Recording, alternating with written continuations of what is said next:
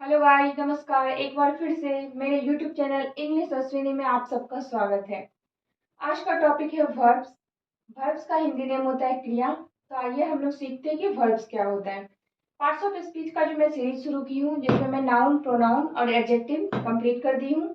आज मैं वर्ब्स बताने जा रही हूँ कि वर्ब्स क्या होता है।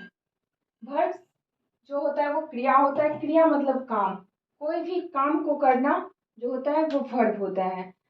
वर्ब का जो है इंग्लिश बोलने में, इंग्लिश सीखने में, एक ग्रामर में अहम रोल होता है। अगर वर्ब ना हो तो कोई भी सेंटेंस कंप्लीट नहीं होता है। बिना वर्ब का कोई भी सेंटेंस कंप्लीट नहीं होता है।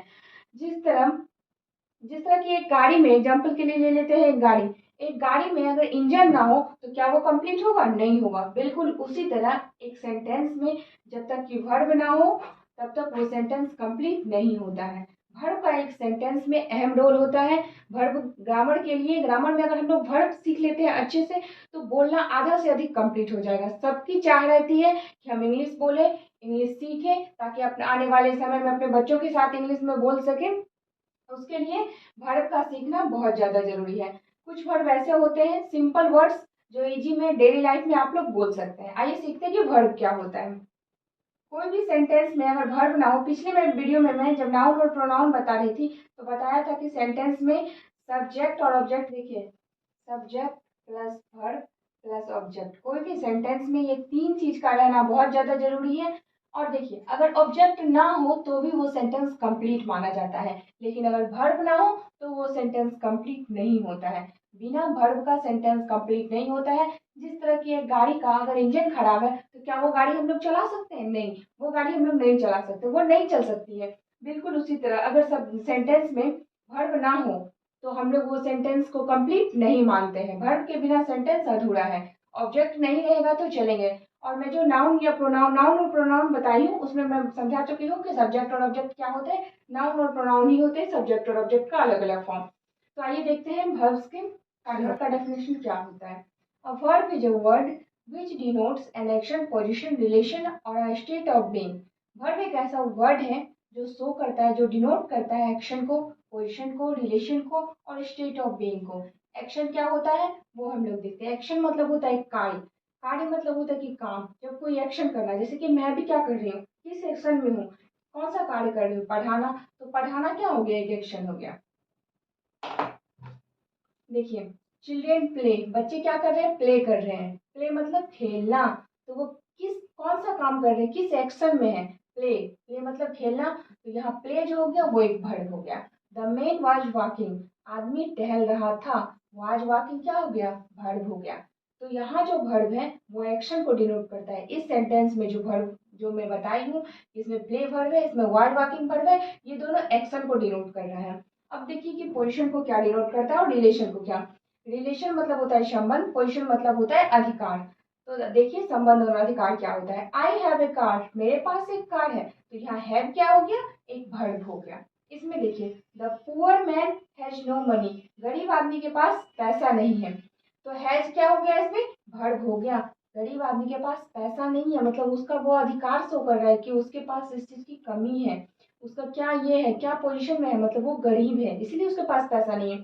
तीसरा देखते हैं, स्टेट ऑफ बीइंग।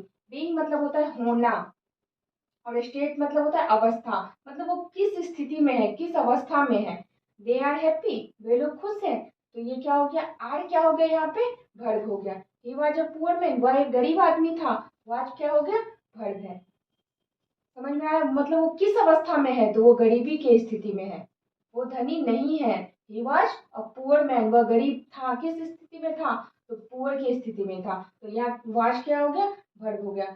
मतलब आपको समझ में आ गया होगा कि वर्ब क्या होता है। इसके कुछ examples, it, go, run, is, are, etc, बहुत सारे एग्जांपल्स हो वर्ब में। वर्ब क्या होता है? दिन भर हम लोग जो भी काम करते हैं, ऐसा नहीं है कि सिर्फ जो करना, हम लोग हमेशा किसी न किसी एक्शन में रहते हैं। कभी सोते रहते हैं तो स्लीप वर्ब हो गया, हंसते रहते हैं तो लाभ वर्ब हो गया, खाना खाते हैं, खाना बनाते हैं, कुक वर्ब हो गया, स्लीपिंग करते हैं, स्लीप वर्ब हो गया। स्लीप तो मैं पहले भी बोल चुकी थी। मतलब हम लोग दिन भर में जो करते हैं, वॉक करते हैं तो वॉक भी एक वर्ब है, इट करते हैं, इट भी एक वर्ब है। हम लोग जितना भी एक्शन करते हैं दिन भर में वो सारे वर्ब हैं। तो आइए देखते हैं अब टाइप्स ऑफ वर्ब क्या होते हैं। वर्ब के जो होते हैं इसके टाइप्स दो तरह के होते हैं, एक प्रिंसिपल वर्ब जिसको मेन वर्ब भी बोलते हैं, इसका हिंदी होता है मुख्य क्रिया। ऑक्सिलरी वर्ब जिसको हेल्पिंग वर्ब बोलते हैं, इसका हिंदी होता है सहायक क्रिया। और ये जो प्रिंसिपल वर्ब है, मेन वर्ब है, उसको दो पार्ट में बांटा गया है, ट्रांजेटिव वर्ब सकर्मक क्रिया और इंट्रांजेटिव वर्ब अकर्मक क्रिया। तो अब हम लोग आगे इसको डिटेल से पढ़ते हैं कि पहले की प्रिंसिपल और मेन वर्ब क्या होते हैं, फिर ऑक्सिलरी वर्ब क्या होते हैं। आइए देखते हैं टाइप्स ऑफ वर्ब में मेन वर्ब क्या होता है। मेन वर्ब का हिंदी मैं बता चुकी हूँ मुख्य क्रिया। मेन वर्ब को प्रिंसिपल वर्ब भी बोलते हैं और मेन वर्ब का हिंदी होता है मुख्य क्रिया। मुख्य से ही पता चलता है कि मुख्य यानी कि इम्पोर्टेंट है, इसका रोल जो है एक सेंटेंस में वो काफी इम्पोर्टेंट है। आइए देखते हैं इसका डेफिनेशन।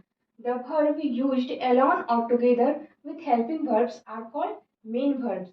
जब वर्ब्स जो है वो किसी वाक्य में अकेले या फिर हेल्पिंग वर्ब के साथ ये करता है, वर्क करता है, तो ऐसे वर्ब को मेन वर्ब बोलते हैं। जब वर्ब किसी भी सेंटेंस में या तो अकेले वर्क कर रहा है या फिर हेल्पिंग वर्ब उसके साथ में है, तो ऐसे वर्ब को मेन वर्ब बोलते हैं। इसके कुछ examples, I am a boy, I am reading. इसमें एम जो है सिर्फ और सिर्फ एक ही वर्ब है इसमें, इसीलिए एम क्या हो गया, वो मेन वर्ब हो गया। इसमें देखिए आई एम रीडिंग, अब आप लोग सोच रहे होंगे कि यहाँ एम जो है इसमें वर्ब हो गया, लेकिन इसमें वर्ब नहीं हुआ। इसमें ये वर्ब इसलिए नहीं हुआ क्योंकि यहाँ पे रीडिंग है, इसका मेन वर्ब क्या हो गया, रीड। आई एम रीडिंग, मैं पढ़ रही हूँ, तो ये जो इस पे जो मेन वर्ब हो गया वो रीड हो गया। अब दूसरा देखते हैं हेल्पिंग वर्ब। यहाँ एम जो है वो हेल्पिंग वर्ब का रोल कर रहा है क्योंकि ये हेल्प कर रहा है सेंटेंस को कंप्लीट होने में। दूसरा देखते हैं हेल्पिंग वर्ब। हेल्पिंग वर्ब को ऑक्सिलरी वर्ब भी बोलते हैं, वहां मैं लिख चुकी हूँ। और इसका हिंदी होता है सहायक क्रिया। सहायक जैसे नाम से ही आप लोग को पता चल रहा है कि सहायक मीन्स सहायता करना, किसी की हेल्प करना।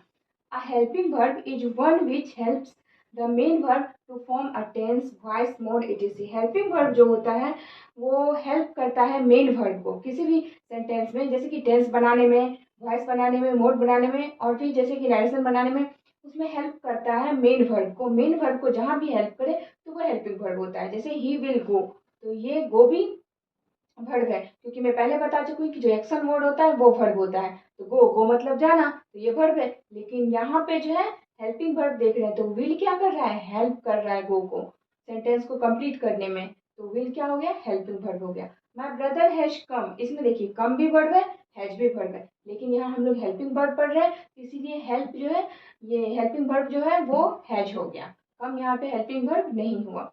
इसका देखिए कभी कभी क्या होता है ना कि कुछ ऐसे वर्ब हैं जो कभी मेन वर्ब का रोल करता है, कभी हेल्पिंग वर्ब का रोल करता है। ही इज रीडिंग, इसमें जो इज है वो यहाँ पे मेन वर्ब का रोल कर रहा है क्योंकि इसमें वर्ब नहीं है दूसरा कोई।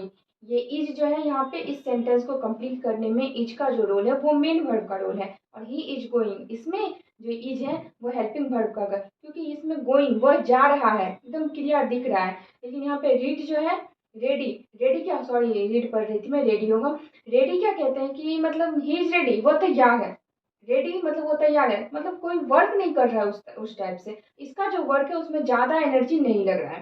तो ही इज रेडी, वह रेडी है, तो इसमें इज हो गया मेन वर्ब और रेडी नहीं है। इसमें देखिए गोइंग, गोइंग भी वर्ब है, गो भी वर्ब है, लेकिन यहाँ पे इज जो है इसमें हेल्पिंग वर्ब का रोल कर रहा है क्योंकि दो दो वर्ब है और इस सेंटेंस में दो वर्ब नहीं है।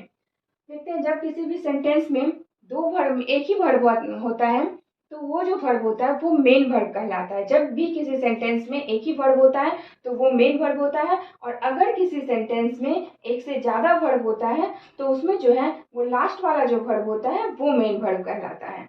ये बात मैं यहाँ नहीं लिखी हूँ, किसी भी सेंटेंस में अगर ओनली वन वर्ब है तो वो जो होता है वो मेन वर्ब होता है, और अगर एक से ज्यादा वर्ब है तो लास्ट वाला जो वर्ब होता है वो मेन वर्ब होता है। जैसे कि एग्जांपल देख लीजिए, आई हैव बीन रीडिंग, इसमें दो वर्ब है, बीन और रीडिंग, तो इसमें क्या हो गया, लास्ट में जो क्या है, हैव और बीन, तो ये यहाँ पे हेल्पिंग वर्ब है और रीडिंग जो है वो मेन वर्ब है।